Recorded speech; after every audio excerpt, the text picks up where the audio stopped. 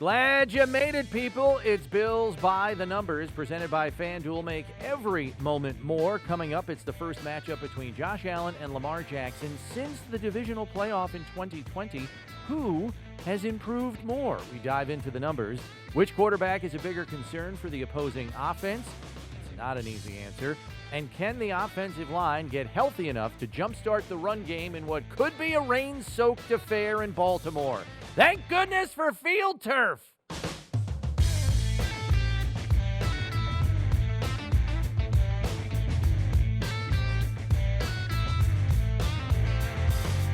Happy to have you here on Bills by the Numbers. Bills Hall of Famer Steve Tasker, Bills insider Chris Brown with you. And as we enter Week 4, we are treated to a matchup we have not seen since the 2020 postseason, Josh Allen versus Lamar Jackson, the two quarterbacks who are clearly the cream of the crop of the 2018 draft class at the quarterback position.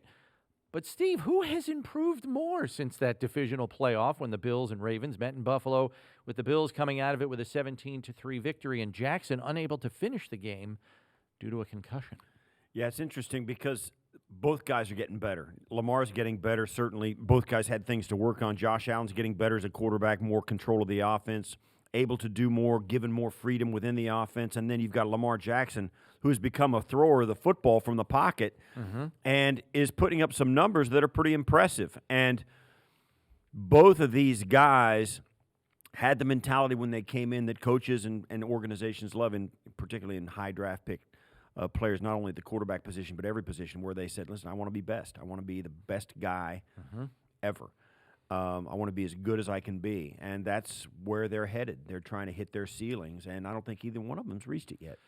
Yeah, I knew that numbers could play a role in this one, and we are Bills by the Numbers, so I figured I'd dive into them a little bit. In 2020, Josh Allen had made a gigantic leap in his play, completing almost 70% of his passes. He was runner-up in the MVP race, as we know. Now, through 3 games, he is at 71.2% completion rate, career high, along with his touchdown percentage, granted, again, just through 3 games. His interception percentage, Steve, is also at a career low, and as we know, he leads the league in passing yards right now. Lamar, after his MVP season of 2019, came back down to earth in 2020. Then he missed 5 games in 2021, a season in which he had just 16 touchdown passes. He was not only motivated to rebound from a performance standpoint this year, Steve, playing for his next contract, as we well know, because he still doesn't have one. He leads the league in touchdown passes, passer rating, adjusted net yards per attempt, and touchdown percentage, with a number that almost doubles Josh's touchdown percentage, 11.4%. That is a gaudy number if you're not familiar with touchdown percentage in terms of number of pass attempts. He also leads the league in average yards per carry right now as a runner. That's counting running backs, by the way. That's not just quarterback rushing. That's everybody. He's got 200-yard games under his belt already coming into week 4. So I will say this, opinion-wise. I think Josh is still the better all-around quarterback, but I think Lamar's closed the gap there with the nice strides that you referenced that he's made in his passing game, particularly from the pocket. I think he's demonstrated more poise there. He's been more effective on the downfield throws, which were an issue.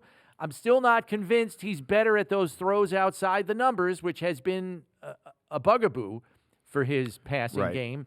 But he's closed the gap on Josh. Absolutely. Every team in the league, would love a shot at Lamar, have a guy like Lamar in their stable. He does so many things well. And I'll say this, too. One of the problems he has had, and let's face it, neither of these guys are playing in a vacuum. Lamar's team was ravaged by injury last year. His weapons have been in and out of the lineup and on and off the team as well. Every year it seems he has new weapons or has to make do with weapons they didn't think they were going to have. The Ravens' year last year was probably the most difficult to quantify as to how the team would have been had they stay healthy. Now, I get it. Injuries are part of every club's season, as it was. That was extreme, though. It was extreme last year, like it was extreme for the Bills this last week in Miami. But now that the Ravens have gotten over that and they're getting some guys back, and even now the guys they've lost to injury this year, a lot of them are coming back. They're not catastrophic injuries. So, yeah, it helps your quarterback's performance as well. And I think Lamar's benefiting from that as well. So, not only has he gotten better from the pocket, where now Baltimore, you really have to be concerned about them having a quarterback who can beat you from the pocket as well as outrunning everybody on the field. He's got weapons and players around him that are playing at a high level. They're a good football team. Yeah. That brings us to our second question. Which quarterback is a bigger handful for opposing defenses, Josh or Lamar? Well, I'll say this. We always talk about Josh's arm. Lamar's got an arm of his own. He can sling it. And he's more accurate downfield now, it seems. He's very accurate. Yeah, it's tough, the fact that you have to give pause to think about it. We're wrapped up in Josh Allen, his career, and his development, and Buffalo Bills fans, and you're not going to trade him for anybody, Lamar Jackson or otherwise. I think Baltimore's probably in the same position. Now, certainly, the critics can say what they want about, hey, yeah, you saw what happened to Lamar. He runs so much, he got hurt last year. But until that happens, Lamar's the guy. Yeah. Lamar is the guy who is the unicorn who can outrun everybody on the field. He's a running back. He can throw it. The ball is in his hands every snap. He is a guy that is just an absolute nightmare to face if you're an opposing defense. I'm going to start by saying you don't want to face either of these guys if you had your choice. I still think Lamar is the more dangerous runner because of his 4.3 speed. I mean, he can just pull away from DBs. Yeah, we don't really see Josh running for 79-yard touchdowns. You know what I mean? Right. Josh, I would argue, is the more dangerous passer because I think he is still underrated in terms of his football IQ, the things he's able to decipher and diagnose and make a decision. I just think his processing of what he's looking at, and even when a defense throws him a curveball, he has the answer fast.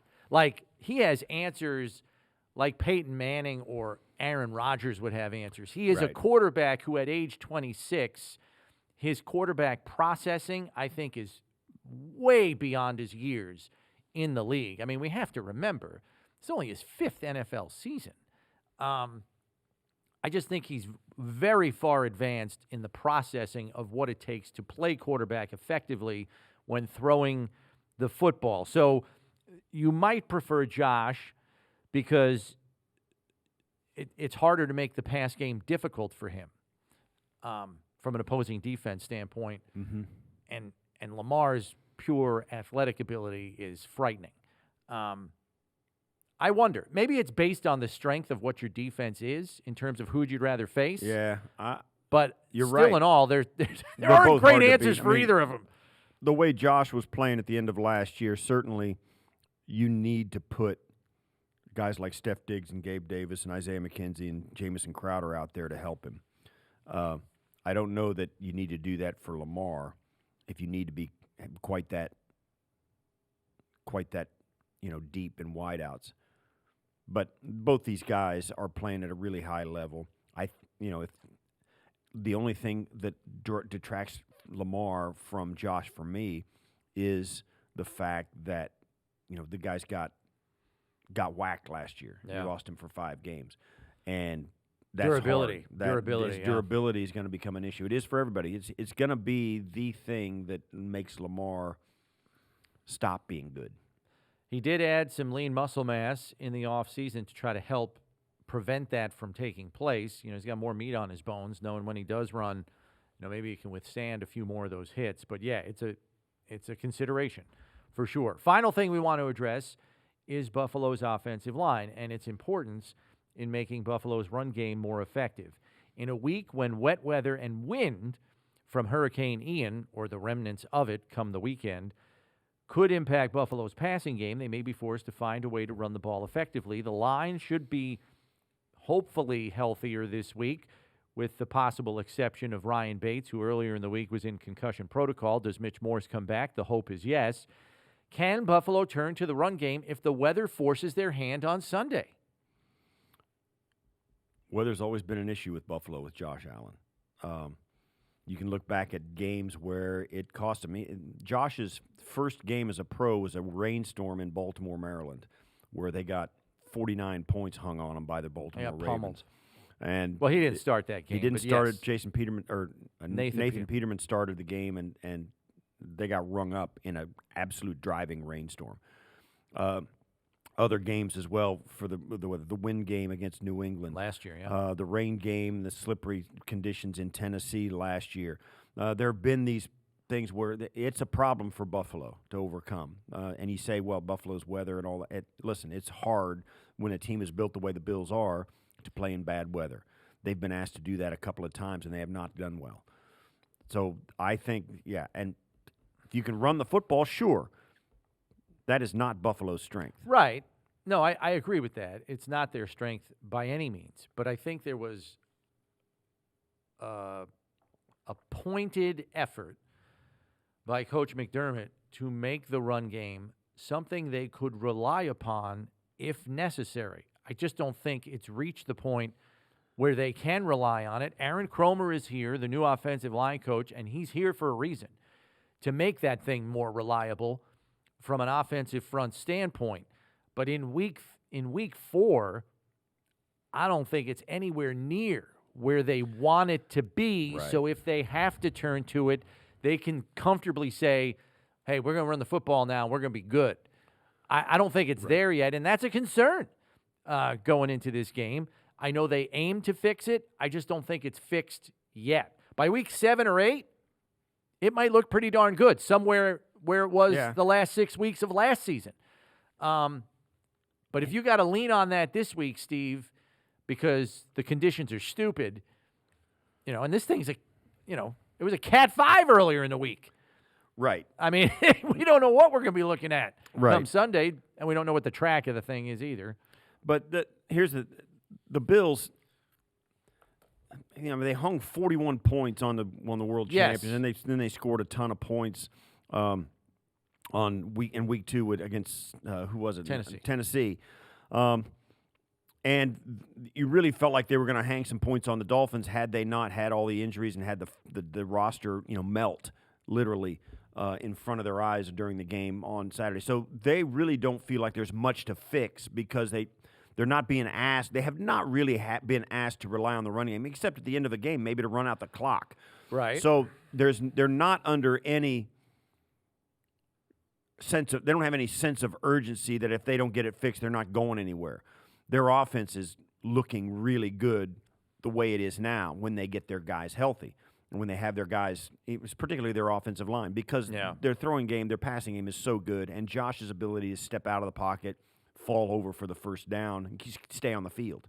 You put together 20-play drives on a day when you have no weapons and your offensive line is decimated, you're still clicking pretty good offensively. So the sense of urgency to fix their run game, you don't feel it, and I think at this point it would be a new coat of paint on an already fast race car, but still, when we get to the level these two teams are, I think we are. The Ravens and the Bills right now are as good as there is in the NFL. Forget this Miami They're going to game. be there at the They're end. going to be there at the end. I think the Ravens are going to win that division. They're too tough and out. They're too consistent. Lamar is too big a weapon. The weapons around him are too good. So, these two teams, when you get to this point, you microanalyze them. Yeah. And I don't think any of their warts are big enough to say, I don't know. Yeah. But for this matchup, maybe. I just think when you want to get to the top of the mountain in this league, you got to cover all your bases. And I think there is, in the back of Sean McDermott's mind, this desire to have something to turn to so you can at least take a little of the burden off of Josh Allen. And that's a run game that you can rely on when you need to turn to it. It's not there yet because Josh is what's keeping that run game afloat. Yeah. Similar to the way Lamar is keeping Baltimore's run game afloat, because that's not where they want it to be either. Right. But they have a history of success running the football. The Bills, their history of success running the football is based on Josh Allen's exploits in that area of the offense. I think Sean McDermott wants to take an ardent approach to pulling that off his plate to some degree, So it's not all on Josh, and it's not solely a Josh-centric offense. So there are other things to turn to when maybe the passing game just isn't clicking the way it should be in a given week. Yeah, you still want – I think coaches want a situation when they're on the sidelines and they get into a money down, a 4th and short, a 3rd and short, a 3rd and long. Short yardage has been an issue, too, for the Bills. You want to get in there and say, all right, the defense has no idea what we're doing because we can do everything. That's kind of where they want to be. And to me, it's a little bit like chasing your tail. Every game is going to be different. And when you've got great players, that's why they're great. You get into a 3rd and 7. Now, the Bills, think about it, in the opening game of the season, you're thinking, oh, my gosh, we got a 3rd and 8 here. Well, you got 9 out of 10 of them. The stress is there, but you got the guys. Mm-hmm. So do what you do. And I think most coaches will tell you when you get even in general and when you get into the details, in general, you get your players to do what they do best. In detail, when you think a 3rd and 7 or a 3rd and 8 or a money down, a 4th and short, you don't think play call whether it's going to be run or pass. You think player.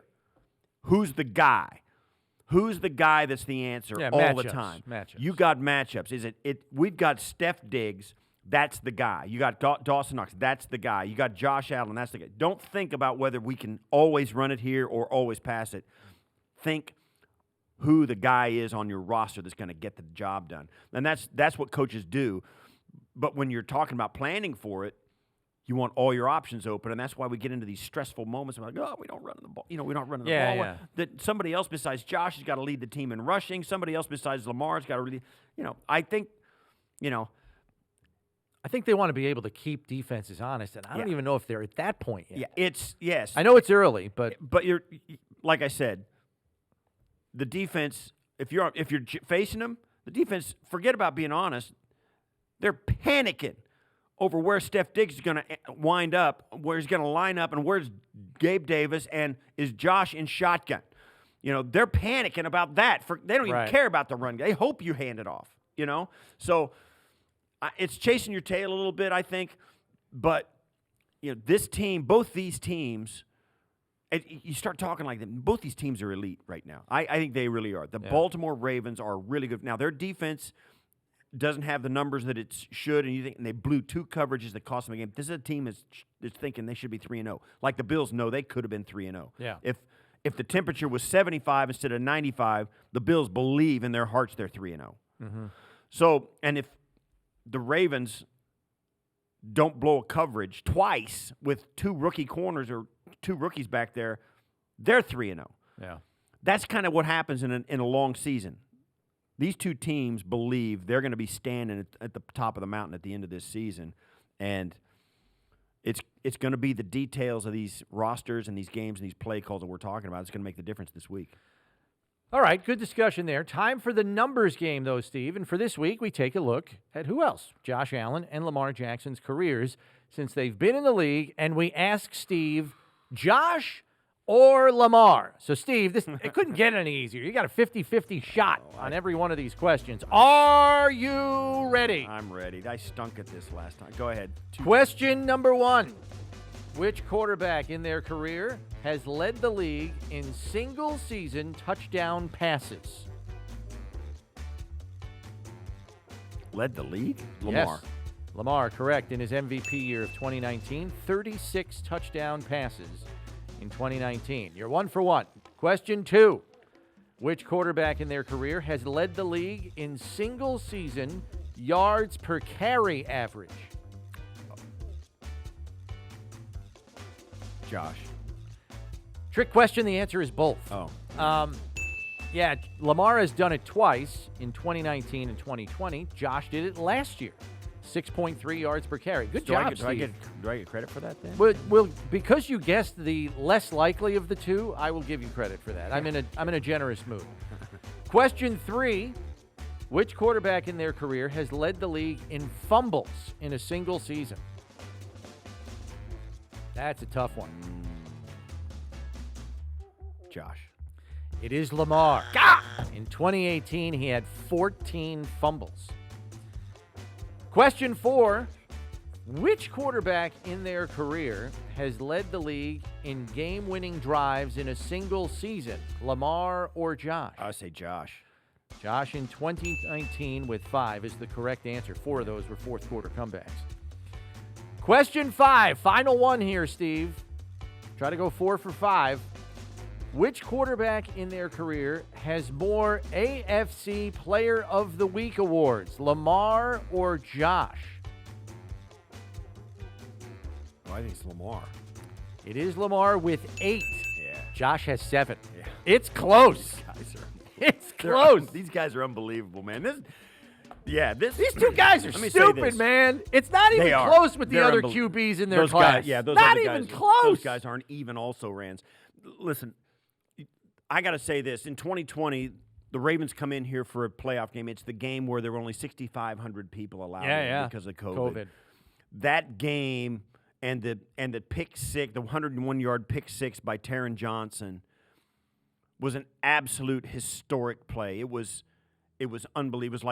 It was like Steve Christie's game-winning field goal in the comeback. It was one of those. It was Carlton Bailey's pick six against John Elway in the championship game. It was a historic play. Mm-hmm. That game was an absolute nail biter. It was a phenomenal game. It's a low-scoring game. It was 17-3, and it was 10-3 before the pick six. Yeah.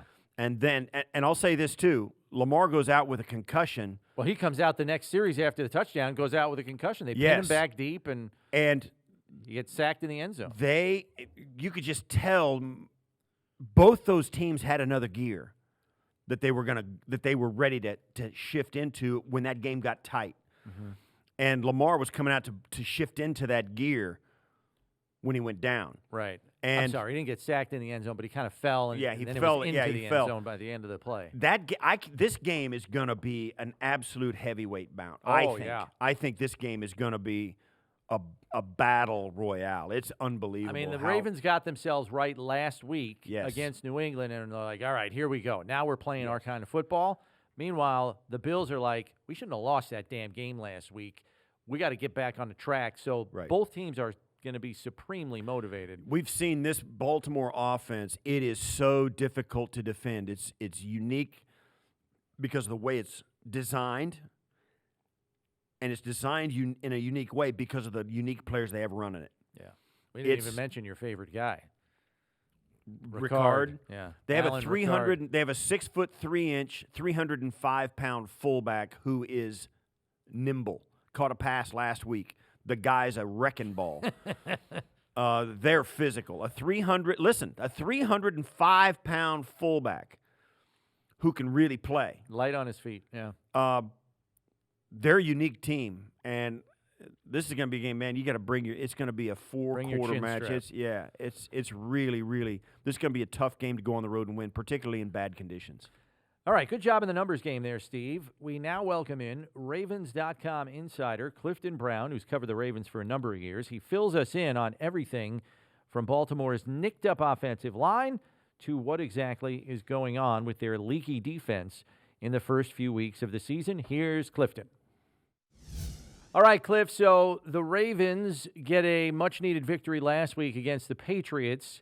But as you well know, the defense is still giving up a ton of yards, 447 to the Patriots. I know they got 3 takeaways late to kind of close the thing out defensively. What is Coach Harbaugh saying about the amount of yardage that this Ravens defense is uncharacteristically surrendering this year? Yes, he doesn't like it. So they've got to tighten some things up, even though they got the win last week in New England. I think part of it, there's a few reasons for it. Marcus Peters working his way back in after being out for more than a year. I thought he played really well, last week, but, that's a tough ask. He played a lot of snaps. I think he'll continue to play better as the season goes along. They've just made a lot of changes back there. Marcus Williams, the free agent safety they brought in, he leads the NFL with 3 picks, but Kyle Hamilton, the rookie, he's had some struggles against Miami. He really struggled in coverage. But then he came back last week with a big play on a strip to cause a big fumble. So I think it's a unit that as it gets better, or as the season goes, it will get better. But yes, they do have to tighten up against Stephon Diggs to keep him from making big plays. Kyle Hamilton, a high draft pick. How has he stepped in? I mean, he's like 14th overall. How has he elevated to try and get in there? It's an unusual situation because in Chuck Clark and Marcus Williams, they have two experienced safeties in front of him. So Hamilton is not a per se starter, but he's been getting 50% of snaps, say, defensively, and they're asking him to do a lot of things. So I think last week was a big step for him to get that key forced fumble that really was a turning point in the game. He's a really versatile guy, and yeah, they're going to show Josh Allen a lot of different looks because with Williams, Clark, Hamilton, Peters, and Humphrey, you have five really athletic players who are versatile. So yeah, they're going to try and confuse Josh Allen a little bit. The Josh Allen to me is a great quarterback who's also aggressive, will take shots downfield. And the Ravens are hoping that even though they may give up a few plays, they also may have a few takeaways like they had last week, and maybe that'll make the difference for them. The other part of the defense that seems to be of some concern is the pass rush. Oweh has been pretty non-existent in terms of popping on film here the first three games. I know they signed Jason Pierre-Paul to try to maybe stem the tide a little bit in that area. What's the general consensus on the pass rush or lack thereof? Yes, the pass rush is a concern. And then you had Justin Houston, having something hurting his groin in some way Sunday. We'll see if he can play against the Bills and how effective he is. We'll learn more as the week goes on about Houston's status. But yes, they need to get more production from Oweh. They started the season thin at the outside linebacker position, and I think it is asking a lot for Jason Pierre-Paul to come off the street into the lineup for this game on Sunday. We'll see how he does this week as far as practice. So, yeah, if they can't get a pass rush on Josh Allen, obviously that's going to make it a lot harder to stop him because even when you do have a rush on Allen, we fully know he's capable of eluding guys and shaking guys off. So, yeah, it is a concern, the Ravens pass rush heading into this game. Well, it's not as much as a concern as it might have been in years past with the team hanging 38 points on the Dolphins and 37 points on the Patriots. This is a team that scores. I mean, Lamar's got that offense humming really well, and certainly he's the largest percentage of what makes that offense go. Who is helping him this year as opposed to last year, and what's different? Why are they better this year, in my opinion? Well, yeah, I think that Rashad Bateman would be a good place to start. Their number one pick a couple of years ago at wide receiver. He's made some big plays. Devin Duvernay, another young wide receiver. He's made some big plays and been huge both as a receiver and on special teams. So those are two weapons that are producing consistently for Lamar, along with, Mark Andrews, all-pro tight end. You asked what was different. Andrews has always been there for the last couple of years as, to me, the best tight end in football. So when you have a player like Andrews and then you have two wide receivers producing the way Bateman and Duvernay are, coupled with Lamar's ability as both a thrower and a runner. I mean, Jackson to me is the greatest running quarterback ever, and now he's as good from the pocket as he's ever been. It's just a lot for a defense to stop from week to week, and it's a unique offense. So no matter how many guys you get practicing, trying to act like they're Lamar and act like what the Ravens do during the week, the simulation doesn't carry over into Sunday. They're just a difficult offense to defend. And what is kind of the latest on the left tackle situation? Ronnie Stanley still not back in the lineup. Working his way back is kind of what we hear. We know his planned replacement is out for the year in Juwan James with the Achilles. And then you have McCurry. Is he the guy that's going to kind of man that thing, hold down the fort, or might Stanley be ready this week? Well, McCurry hurt his ankle last week, forcing rookie Daniel Falele, who is really a right tackle, to come in and play most of that game at left tackle. So if McCarry's healthy, I think he would be the guy. If not, I think they'll turn to Falele again because I don't think Ronnie Stanley is going to play this week. Now, that's not for certain. He has been practicing. We'll see if he ramps it up to another level this week, particularly considering the injury situation at left tackle. Does Ronnie try and, maybe speed up the process and get on the field Sunday? We'll see. But for now, yes, they were down to their fourth-string left tackle on Sunday. Falele, to me, he really did a good job in the second half of holding his own. But yes, that's a concern too for the Ravens. If McCary can't go, and if Stanley doesn't play, can Falele hold up protecting Lamar's blind side against the Bills? And how has J.K. Dobbins, the running back, coming back from his catastrophic injury from a year ago? He looks to be a little bit close to at least his old self, but we don't see him that much. What's he look like to people who watch him all the time? Yeah, for his first game back in more than a year, I thought J.K. looked good. He definitely added some juice to their running game. And then Justice Hill's another guy to watch too. He had a really good game Sunday, and Hill and Dobbins were a nice 1-2 punch for the Ravens. And so when you have some backs start to do damage, and then Lamar's running ability, that makes the Ravens even more difficult to stop. So yeah, Dobbins is, I think, getting his feet wet last week. He should look as good or better this Sunday. I think that Hill is playing well. And then you've got Lamar, who, is coming off 2 straight 100-yard rushing days. The first 2 games, the Ravens had trouble running the football. Week 3 was a real step in the right direction for them as far as getting their run game back to where they think it should be. Last one I've got for you, Cliff, is just from an injury standpoint. We know 2021 was kind of a lost cause for the Ravens last year. I know they're not without some injury situations right now. They got some beat-up guys on defense. Pierce is one of them, their defensive tackle. I don't know if their situation is as dire as Buffalo's is on defense, as they were playing with half a roster last week. And my question is, with as much as they dealt with last year, does what they're dealing with right now almost seem like small potatoes to them? Well, yeah, they feel they're in a much better place. And there's still a couple of guys, that haven't come back yet. Tyus Bowser, we talked about the pass rush. He was their sack leader last year. He's not going to play Sunday, but he'll be back at some point this year. Their second-round pick, David Ajabo, another pass rusher, they think he'll be back later in the year. Gus Edwards, the number 2 running back, they think he'll be back some point later this year. So they still aren't at full strength. I mean, no team in the NFL really is, but yes, the Ravens were decimated like no other team last year. This year, they're a lot healthier. And, with Lamar playing the way he's playing and the talent that they have on both sides of the football, the Ravens feel like they're one of the teams that can come out of AFC. We know the Bills do, and for good reason. But, the Ravens feel like this year, unlike last year, when you get to December and January, they're going to have something to say about who comes out of AFC. And the last one from me, Cliff. What do you think the Ravens are looking at in Buffalo? How do you think they'll deploy against the Buffalo Bills team? What's the perception of what the Bills are doing?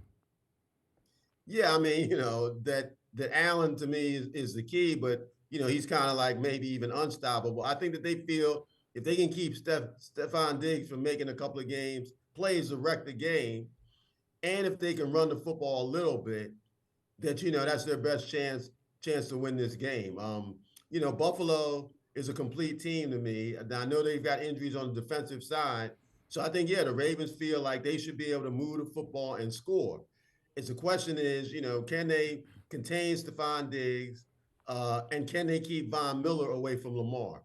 Those would be the 2 biggest questions if I'm the Ravens going into this week. If they can do a decent job with those things, even though you now know Allen's going to make some plays, they feel like that would give them a good chance to win the game.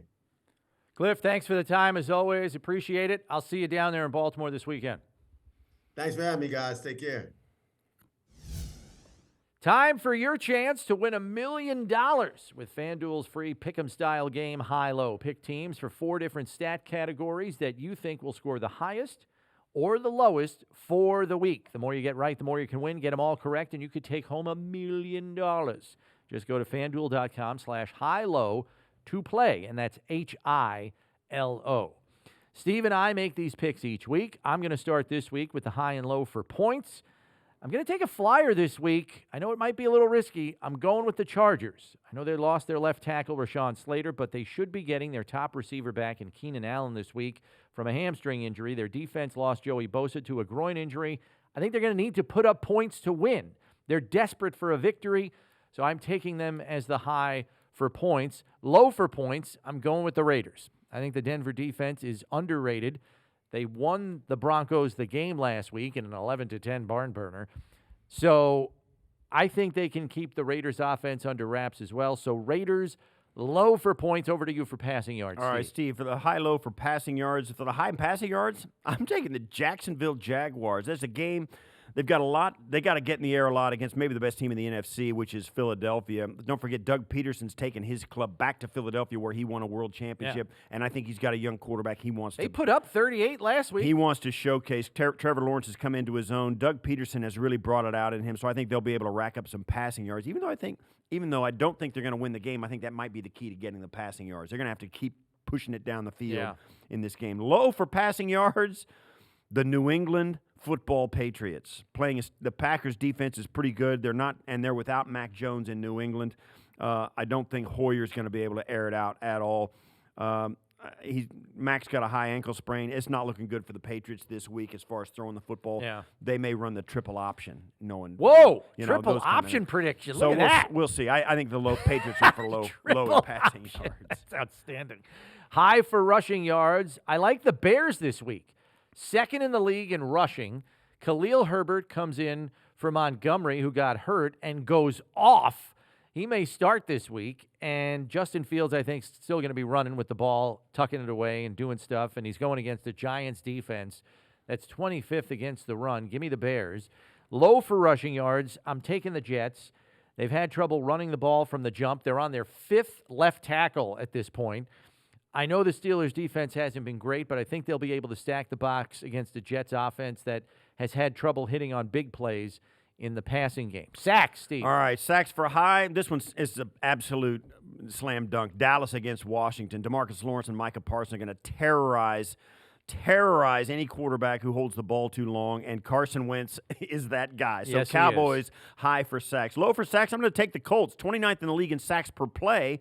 They're facing Ryan Tannehill, who can still get out of trouble and extend plays, so Colts will probably not get any sacks. All right. Our closing figure this week, we know that Stephon Diggs leads the league in receptions and receiving yards through the first 3 games, but he set a team record this past week. His 27 receptions in the first 3 games this season broke the previous record of 25, held by Eric Moulds, Peerless Price, who both did it in 2002, and Thurman Thomas, who did it in his MVP season of 1991. Congrats to Steph. That'll do it for this edition of Bills by the Numbers. Make sure you subscribe on whatever podcast platform you use so you know when the next episode drops. And remember, when you need to know about the Bills, you need to check Bills by the Numbers. For Steve Tasker, I'm Chris Brown. We'll see you next week, everybody!